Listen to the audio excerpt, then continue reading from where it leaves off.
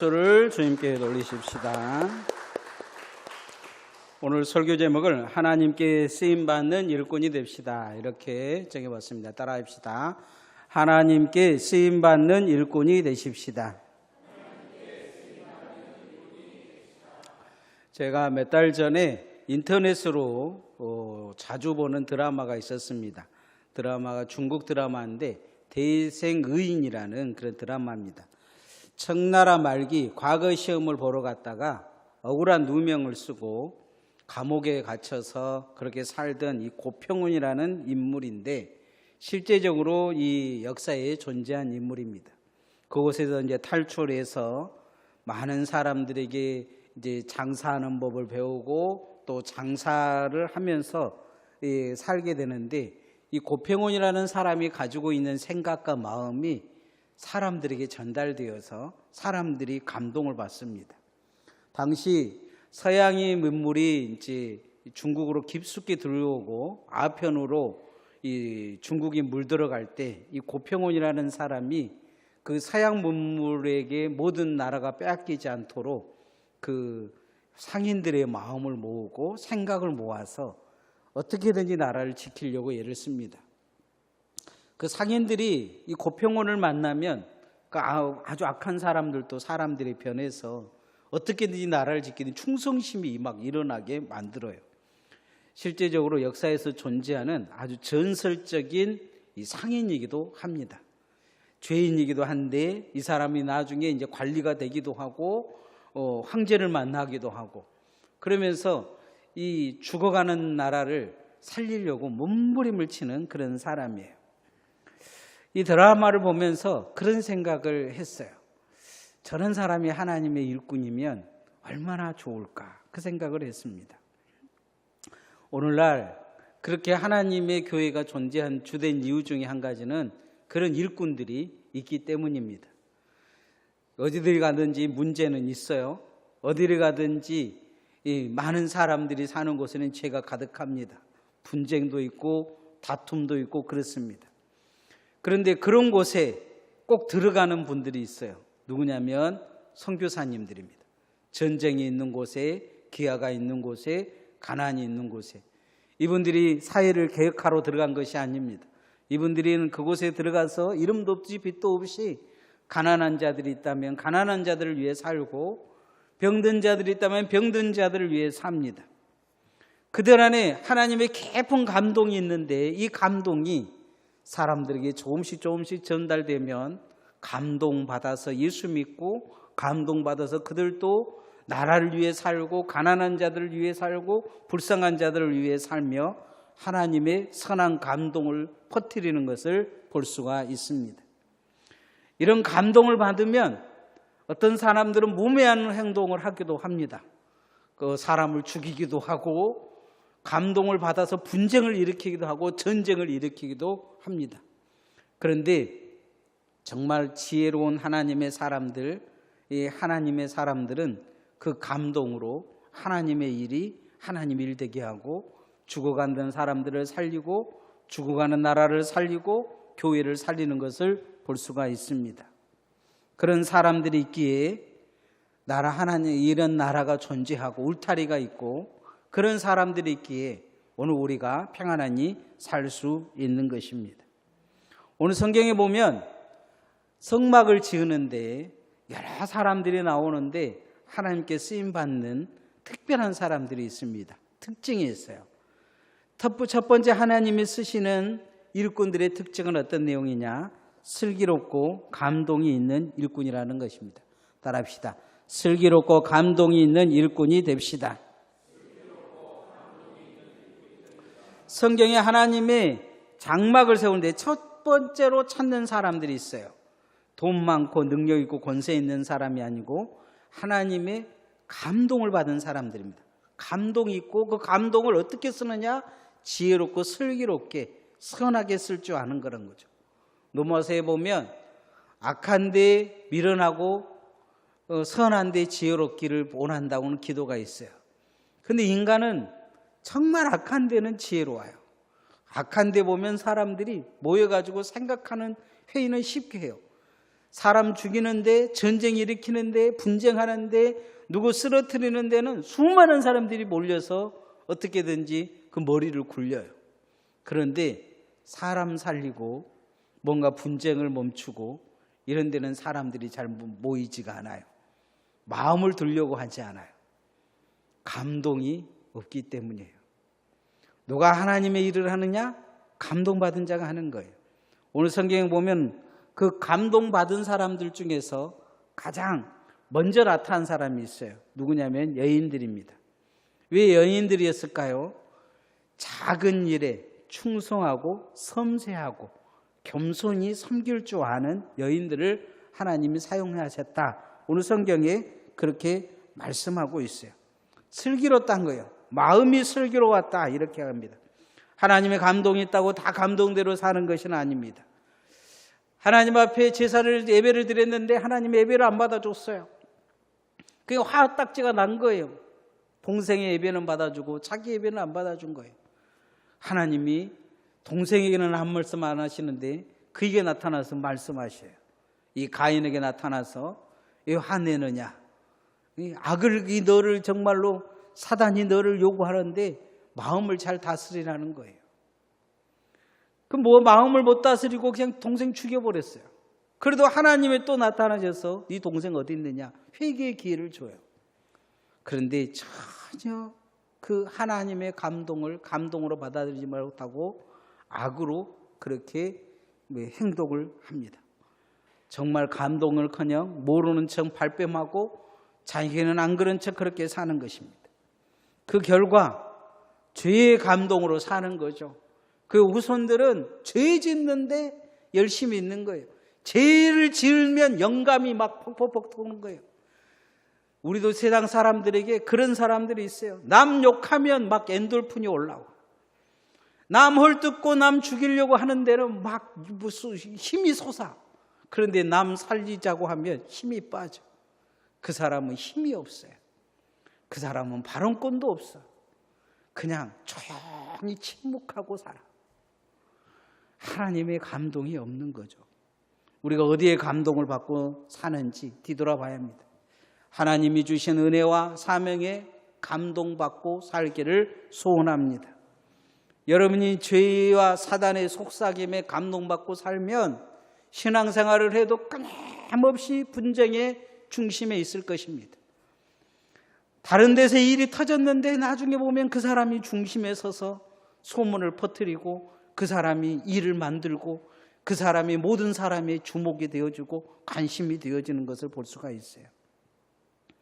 그러나 어딘가 일이 터졌는데 그 사람이 중심이 돼서 사람을 살리고 세상을 평화롭게 하고 서로 싸우고 전쟁이 일어나면 전쟁을 부추기는 사람들이 있는가 하면 전쟁을 부추겨야 무기도 팔아먹고 뭐 어떻게 하려고 생각한 사람들이 있는가 하면 어떻게든지 전쟁을 멈추려고 전쟁하는 사람들도 있어요.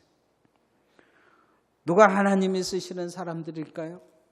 하나님께 감동하고 그 감동에 지혜롭게 감당할 일꾼들, 하나님이 일을 맡긴 일꾼들에 대해서 이야기를 합니다. 35장 26절 말씀 읽어보십시다. 시작. 마음의 감동을 받아 슬기로운 모든 여인은 염소털로 실을 뽑았습니다. 마음의 감동을 받았는데 이 감동을 어떻게 썼느냐? 슬기롭게 썼다는 거예요. 슬기롭다. 섬세하게 하나님이 자기에게 주신 것에 대해서 최선을 다해서 그렇게 감동했다는 거예요. 하나님이 정말로 촘촘히 짜야 될 이 성막의 그 천을 누구에게 맡기셨느냐? 실력 있고 능력 있는 사람이 아닌 감동 있는 사람, 슬기로운 사람에게 맡기셨다는 거예요. 우리도 마찬가지입니다. 우리가 하나님의 신앙생활을 하려면 하나님의 감동을 받아야 돼요. 은혜 받아야 된다는 거예요. 은혜 받고 일을 해야 합니다. 슬기롭게 해야 돼요. 내가 정말로 직분도 슬기롭게 잘 감당을 해야 돼요. 내가 무엇이다고 생각하는 순간 사단은 그래 부추기면서 우리를 넘어뜨리려고 해요. 슬기롭다는 것은 순종이 있다는 거예요. 겸손이 있다는 것입니다. 이 모든 걸 한 단어로 표현하는데 하나님께 감동받았다, 이렇게 이야기하는 것입니다. 하나님이 다 반응한다고 그런 반응을 일으키는 건 아니지만 예수님의 어머니도 마리아도 처음에는 감동이 없었어요. 그런데 천사가 와서 이야기하니까 마리아가 그런 이야기를 합니다. 주의 여종이니 주의 뜻이 내게 이루어지기를 원하나이다. 하나님의 감동이 자기에게 이루어지기를 원한다는 거예요. 슬기롭게 지혜롭게 정말로 주님의 때를 기다리는 것을 볼 수가 있습니다. 오늘 우리도 하나님의 이 슬기로운 감동이 있는 삶, 그 삶이 여러분의 믿음에 깊숙이 물들어 가기를 소원합니다. 섬세해져야 됩니다. 말하는 것도 좀 섬세하고 생각하는 것도 좀 섬세하고 마음 먹은 것도 좀 섬세해져야 합니다. 저 깊은 곳에서 뭔가 하나님의 감동을 통해 사람을 살리고 사람을 살리는 생각을 하고 어떻게든지 사람을 세우는 생각을 하고 그렇게 섬세한 사람이 되어야 하나님이 정말로 쓰실 수 있는 사람이 됩니다. 하나님의 손이 됩니다. 하나님의 도구가 됩니다. 저는 우리 섬과 나눔의 교회 모든 성도들이 그렇게 되어지기를 소원합니다. 두 번째로 하나님이 원하시는 일꾼은 자원하는 일꾼입니다. 따라합시다. 하나님이 원하는 자원하는 일꾼이 됩시다. 세계 정보기관이 무서워하는 사람들이 있습니다. IS라는 기관에 있는 이 해교도의 극단주의 집단입니다. 이 사람들은 정말 무서운 것은 폭탄을 메고 어디 가서 죽으라 하면 폭탄을 터뜨려 죽습니다. 뭐 인지를 잡는 게 또 아니고 뭐 돈을 많이 주는 것도 아닙니다. 그냥 자원해서 가는 거죠. 자원해서. 그래서 무서운 거예요. 누가 제일 무섭느냐? 뒤에서 협박해서 미는 사람이 무서운 게 아니고 자원해서 가는 사람이 제일 무서워요. 충성심은 누구에게서 나타나느냐? 자원하는 사람에게서 나타납니다. 헌신도 자원하는 사람에게서 나타나요. 절대적인 순종과 복종도 자원하는 사람에게서 나타납니다. 자원하는 마음이 없으면 나중에 원망이 됩니다. 불평이 돼요. 자기 생각이 아대로 안 된다고 그냥 나중에 힘들어합니다. 나중에 많은 사람들을 모아놓고 분파를 만들어 놓고 자기 힘을 만들려고 합니다. 자신이 큰 일을 했다고 보상을 요구할 때도 있습니다. 고라가 그랬습니다. 법궤를 메고 가면서 아마 생각했을 거예요. 내가 제일 큰 일을 해. 나 없으면 너네들은 아무것도 아니냐. 하나님의 법궤를 내가 메고 가는데 내가 하나님을 제일 가까이 모시는데 이런 생각을 했을 거예요. 그리고는 반역을 일으킵니다. 모세 니까지 것은 아무것도 아니야. 내가 더 중요해. 보상을 요구했던 이 고라의 그 생각이 많은 사람을 죽여버립니다. 자원하지 않는 거죠. 오늘 하나님은 하나님이 일을 하는데 반드시 자원하는 사람들 것만 받으라 요구하고 계셔요. 35장 29절 말씀 읽어보십시오. 시작. 마음에 자원하는 남녀는 누구나 여호와께서 모세의 손을 빌어 명령하신 모든 것을 만들기 위하여 물품을 드렸으니 이것이 이스라엘 자손이 여호와께 자원하여 드린 애물이라. 자원해서 성막을 지으라는 거예요. 억지로 짓지 말라 이야기하십니다. 억지로 짓지 말라. 없으면 없는 대로, 있는 데면 있는 대로 지으라고 이야기를 해요. 오늘날 교회가 성장하다 보니까 자원하는 사람들에게 일을 시키기보다 억지로 시키는 경향이 되게 있습니다. 그러다 보니까 교회가 억지로 끌려가는 느낌이 좀 있어요. 툭 하면 못하겠다고 해요. 안 하겠다고 해요. 그리고는 일을 시켜놓으면 불평불만해요. 마음에 자원함이 없는 거죠. 그 일에 충성하기보다 다른 것에 충성하는 경향이 많아요. 겸손하기보다 일을 시켜놓으면 어느 순간 교만해져요. 순종과 복종이 있기보다 불평과 불만이 더 많은 것이 어쩔 때는 나타나기도 해요. 자원하면 그 삶에 감사가 있습니다. 자원하면 헌신이 있고 은혜가 됩니다. 주변의 사람들이 은혜 받기 시작해요. 그래서 더 자원하는 사람들이 나타납니다. 그러나 자원하는 사람들을 모아놔도 리더가 자원하는 마음이 없으면 다 흩어져 버리는 것을 볼 수가 있습니다. 목사도 자원하는 분들이 부담스럽지 않습니다. 그걸 억지로 시켜놓으면 되게 부담스러워요. 막 엄살 부리면 가서 달래줘야 되고 힘들 때가 많습니다. 성경은 억지로 하지 말라 요구하고 있어요. 그래도 목사 입장에서는 교회를 하다 보면 억지로 시킬 때가 많습니다. 그러나 하나님이 나를 자원하기를 원하신다는 것을 기억하시기를 소원합니다. 우리는 늘 헌신이 준비되어 있어야 합니다. 주여 제가 여기 있나이다 나를 사용하소서 이야기했던 이사야는 투덜거리는 선지자였습니다. 좌우지간 투덜거리는 게 병이에요. 먼 일만 일어나면 그 사람부터 투덜거려요. 그게 이사야였어요. 투덜거리는 것이 습관이에요. 투덜거려요. 결국 지나보면 그 투덜거림이 자기 신앙 다 갉아먹은 걸 아는데 하나님이 이사야에게 숯불을 가져다가 입을 지져버립니다. 좀 투덜거리 좀 마라.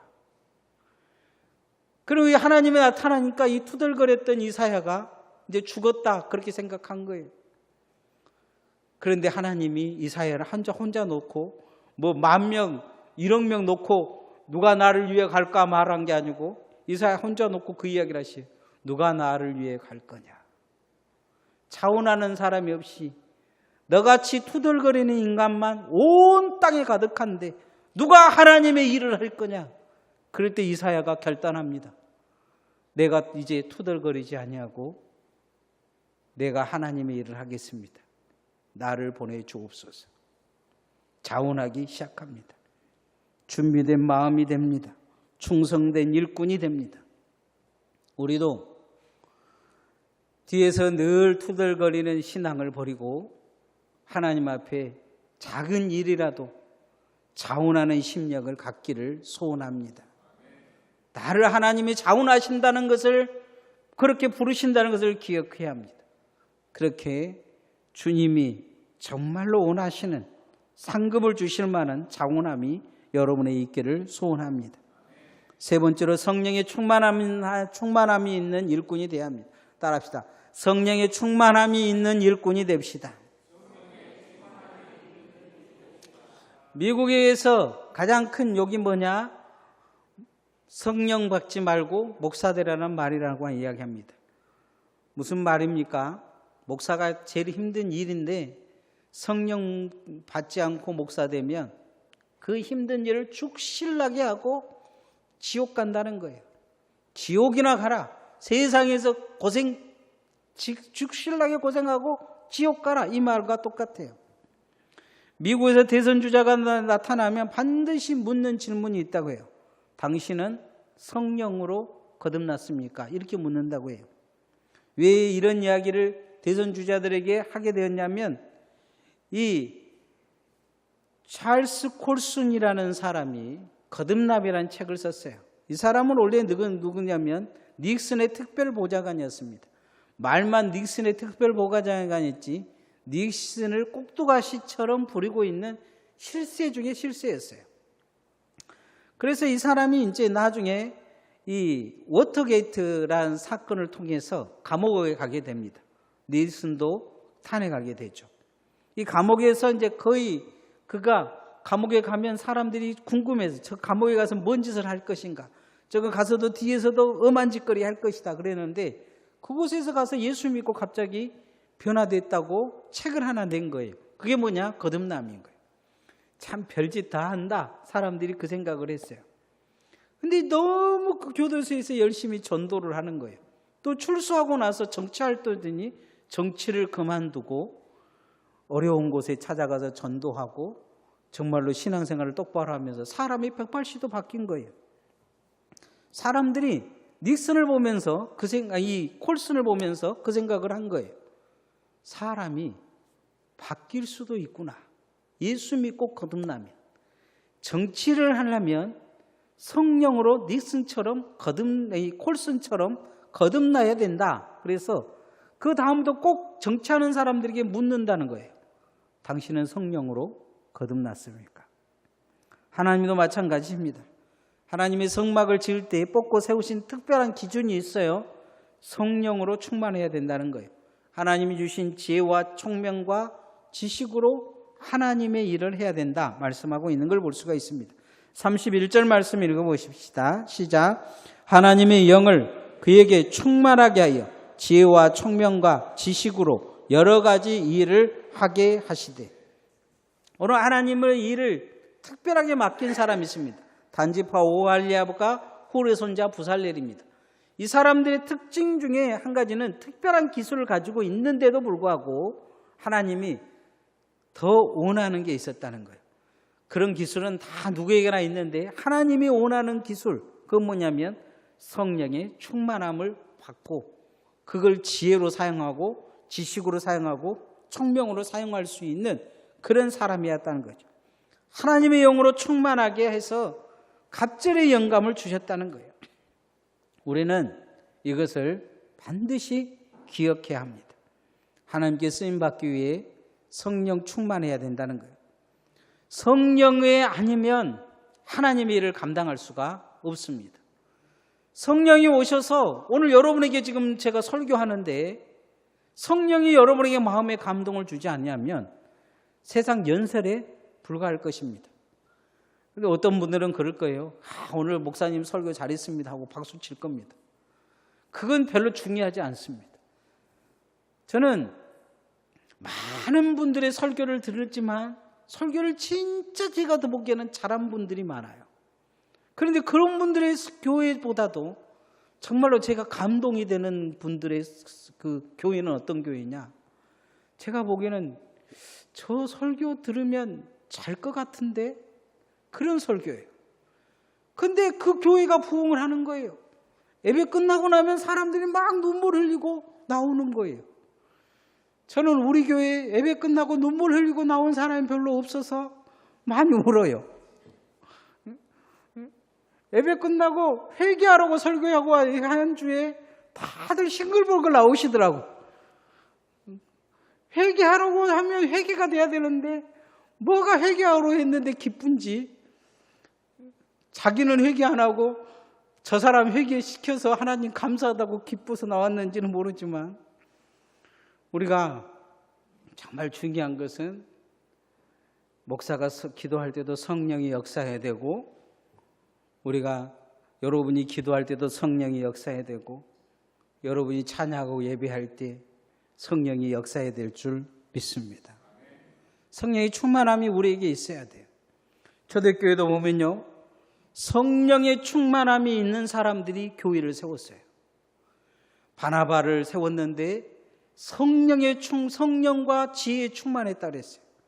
그래서 초대교회가 버려버린 사람들, 바나바가 다 이삭을 주어서 이삭 죽게 해가지고 만든 교회가 안디옥 교회예요.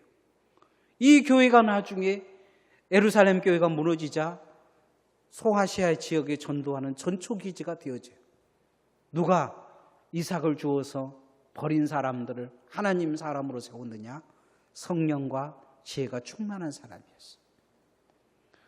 나의 나된 것을 주의 은혜라고 고백했던 바울 사도처럼 우리도 성령의 충만함을 얻기 위해 두렵고 떨림으로 성령을 구할 수 있기를 소원합니다. 오늘 설교 제목을 하나님께 쓰임받는 일꾼이 됩시다 이렇게 써봤습니다. 하나님께 쓰임받는 일꾼, 오늘 성막을 지으는데 뚜렷이 드러나고 있어요. 첫 번째는 뭐냐? 감동이 있는데 그 감동을 슬기롭게 쓸 줄 안다는 거예요. 슬기로움이 있다는 거예요. 슬기로움이. 신앙생활이 좀 슬기로워야 돼요. 악한 데는 좀 미련하고 선한 데는 좀 지혜로워야 돼요. 나는 정말로 선한 데 지혜로운가 악한 데 지혜로운가 뒤돌아봐야 돼요. 정말로 선한 일에 머리가 팍팍팍 굴려가는가? 누군가 그냥 문제 일으키면 그냥 달라들어가지고 사람 못 살게 만드는데 정말로 지혜로운가? 그런데 정말로 그냥 관심이 있고 그런데 정말로 모든 것이 내 생각에 집중되어 있는가? 아니면 한 영혼 살리려고, 어떻게 보면 사람 만들어 보려고, 어떻게 보면 변화시키려고, 어떻게 보면 사람을 이끌어올리려고 애를 쓰는데 내가 정말로 집중하고 있는지 뒤돌아봐야 돼요. 슬기로워야 돼요. 하나님의 감동이 와야 돼요. 그런 일에 하나님의 감동이 와서 하나님의 사람으로 우리가 바뀌어야 돼요. 두 번째는 자원해야 돼요. 억지로 가는 데는 한계가 있어요. 여러분, 강아지도요, 억지로 끌고 가는 데는 한계가 있어요.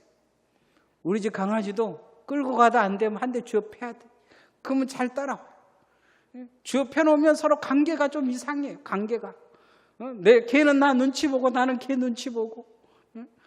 그러게 하루 정도 지나야 잊혀져. 그렇잖아요. 하나님과 나의 관계가 늘 눈치 보는 관계, 교회가 나의 관계가 늘 눈치 보는 관계, 목사가 나온 목사와 나의 관계가 늘 눈치 보는 관계는 끌려가는 신앙이에요. 자원하는 신앙이 되어지기를 소원합니다. 성령의 충만함이 있어야 돼요. 그래야 행복해요. 신앙생활이 행복하지 않는 것은, 공고한 것은 성령의 충만함을 잃어버렸기 때문이에요. 옆 사람 때문이라고 이야기하지 마세요. 교회 때문이라고 이야기하지 마세요. 누구 때문이라고 이야기하지 마세요. 여러분이 성령이 충만하지 않아서요. 은혜가 없는 거예요. 문제는 어디든지 있어요. 그리고 어려움은 어디든지 있어요. 고난은 어디든지 있어요. 질병은 어디든지 있어요. 그러나 누구는 암이 걸렸어도 행복하고, 누구는 사업이 망했어도 주님 앞에 충만하고, 누군가는 더 어렵고 고난을 당해도 주님 앞에 눈물을 흘리며 기도하며 충만함을 갖는 사람들이 있어요.